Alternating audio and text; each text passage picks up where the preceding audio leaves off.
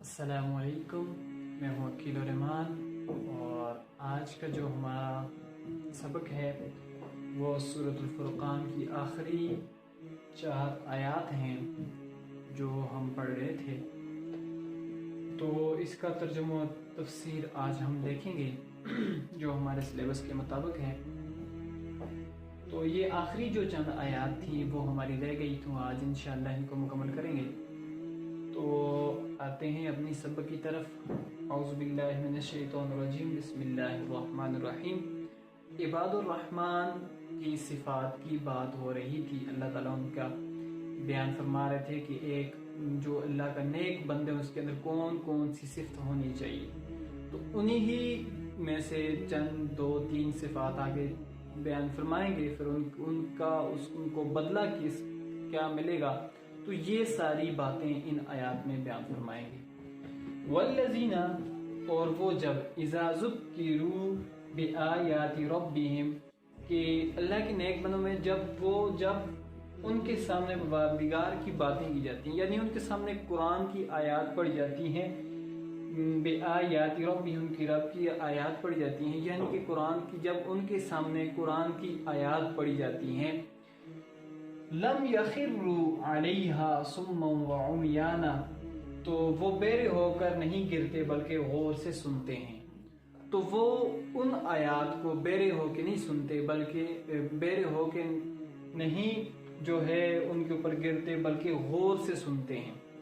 तो ये इबादुर रहमान की एक सिर्फ सल्लल्लाहु अलैहि वसल्लम बयान किया कि जब उनके सामने कुरान की आयात पढ़ी जाती हैं तो ये उनके ऊपर गौर फिक्र करते हैं, फिर उनके ऊपर अमल करने की कोशिश करते हैं। ऐसा नहीं है कि इनके सामने आयात पढ़ी जाती हैं और उनको सुनते ही ये एक कान से सुनते हैं और दूसरे से निकाल देते हैं, ऐसा नहीं है, बल्कि वो उसकी कुरान की आयात सुनते हैं तो उनके दिल ईमान से बढ़ जाते हैं, तो वो अपनी ज़िंदगी को जो है कुरान के मुताबिक लाने की कोशिश करते हैं।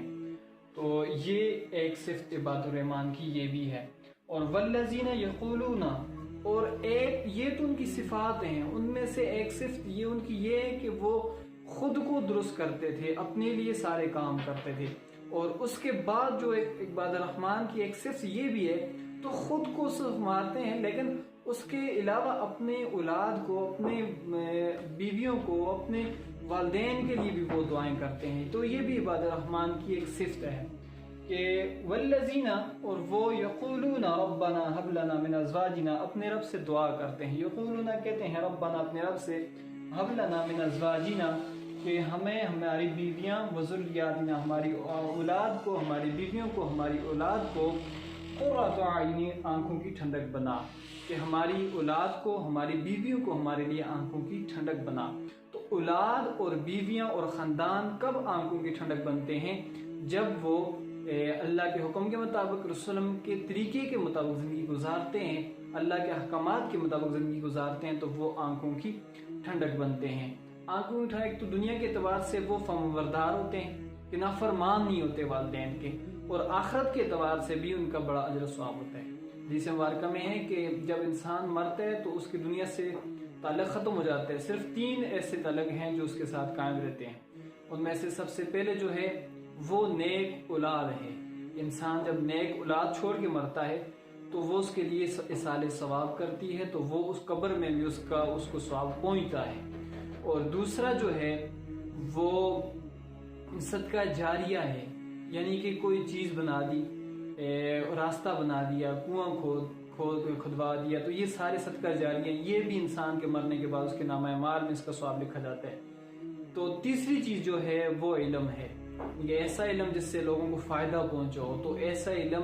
और जब जैसे कि कुरान मजीद ही ले लें कि कुर्रा हज़रात पढ़ाते हैं, तो जब वो दुनिया से रुखसत हो जाते हैं तो उनके तलबा जो पढ़ने वाले हैं वो पढ़ते हैं, तो उनका सवाब उनके नामा अमाल में लिखा जाता है। तो ये चीज़ें थी जो इनके लिए वो दुआएं करते थे कि हमारी बीवियों को, हमारी औलाद को हमारे लिए आंखों का ठंडक बना, आंखों की ठंडक बना।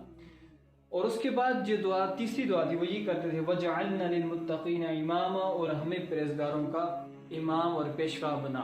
परहेज़गार मुत्तकी, अल्लाह से डरने वालों का पेशवा किस तरह बनेंगे कि वो जब हम बच्चा वालिदैन को देख के सीखता है تو وہ یہ دیکھیں گے کہ ہمارے والد صاحب، ہمارے آباء و اجداد نیک اعمال کرتے تھے، نماز کے پابند تھے، شریعت کے پابند تھے، تو وہ ان کے جو ہے پیشوا بنیں گے کہ ہمیں بھی ایسا ہی عمل کرنا چاہیے جو ہمارے والدین کرتے تھے، ہمارے آباء و اجداد کرتے تھے۔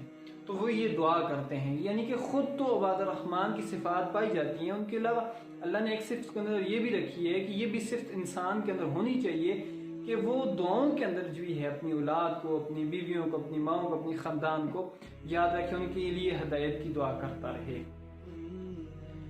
آگے ہم اولئک یجزون الغرفۃ بما صبروا ویلقون فیہا تحیۃ وسلام۔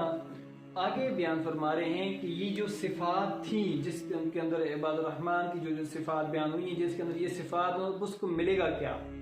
اب اس نے اپنی مشکلات برداشت کی ہیں، اتنی تکلیفیں برداشت کی ہیں، جو اس نے برداشت کیا اب اس پر اس کو اجر کیا ملے گا، اس کا فائدہ کیا ہوگا؟ تو اس آیت کے اندر ہے اولئک یجزون الغرفۃ بما صبروا ویلقون فیہا تحیۃ وسلام۔ ان صفات کے لوگوں کو ان کے صبر کے بدلے اونچے محل، اولئک یجزون غرفۃ بما صبروا، اس صبر کی وجہ سے ان کے لیے اونچے اونچے محلات ہیں جنت کے اندر، ویلقون فیہا تحیۃ وسلام۔ پہلے تو ان کے لیے جنت کے اندر بڑے بڑے محلات ہیں، بڑے اونچے اونچے محلات ایسے شخص کے لیے جس بندے کے اندر یہ صفات پائی جائیں گی، تو اس کے لیے اللہ نے تیار کر کے رکھے ہوئے ہیں۔ جب جنت میں جائیں گے تو ایسے محلات کے اندر ان کو داخل کیا جائے گا۔ اور ویلقون، اور فرشتے وفیہا تحیۃ وسلام، دعا اور سلام کے ساتھ ملاقات کریں گے، یعنی کہ جب یہ جائیں گے تو فرشتے ان کو دعائیں دیں گے، ان سے سلام کرنے کی کوشش کریں گے، یعنی کہ ان کا استقبال کریں گے فرشتے۔ تو ایک جنتی عباد الرحمن کے اندر جس کے اندر یہ صفتیں ہوں گی، ایک تو اس کو اونچے محلات ملیں گے، دوسرا اس کی استقبال جو کریں گے اللہ کے نورانی فرشتے کریں گے اور اس کو سلام کرنے کی کوشش کریں گے اور اسے لے کے جنت کے اندر جائیں گے۔ جنت بھی کیسی ہوگی کہ فیہا خالدین فیہا حسنت مستقرا و مقاما، کہ خالدین فیہا ہمیشہ اس میں رہنے والے ہیں، یعنی کہ چند لمحہ کے لیے نہیں، سالوں کے لیے نہیں، عرصے کے لیے نہیں، بلکہ ہمیشہ کے لیے اس میں رہیں گے۔ حسنت مستقرا و مقاما، ٹھہرنے اور رہنے کی بہت عمدہ جگہ ہے، ایسی جگہ جنت ہے جو ٹھہرنے کے لیے، یعنی چند لمحے ٹھہرنے کے لیے بھی اور ہمیشہ رہنے کے لیے بھی عمدہ اور عالیشان جگہ وہ ہے، وہ جنت ہے۔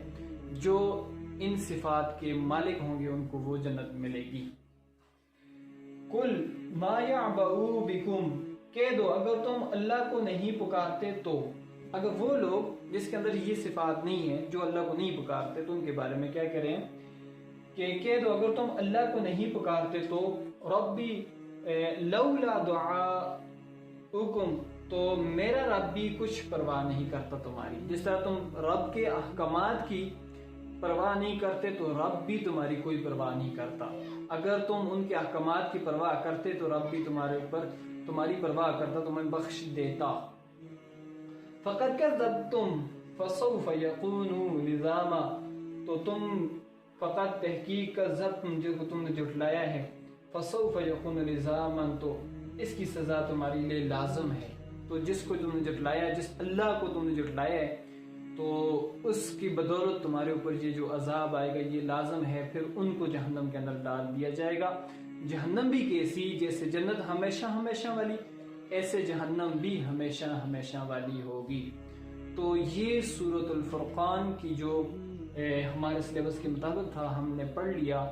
تو ہمارا جو سبق یہ تھا فرقان والا، سورۃ فرقان کی صفات، جو مومن عباد الرحمن کی جو صفات تھی ہم نے پڑھ لی، تو یقین ہے مجھے آپ کو سمجھ آ گیا ہوگا۔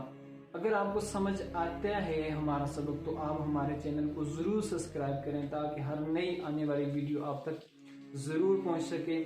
اللہ مجھے اور ہم سب کو اس پر عمل کرنے کی توفیق عطا فرمائے۔ والسلام۔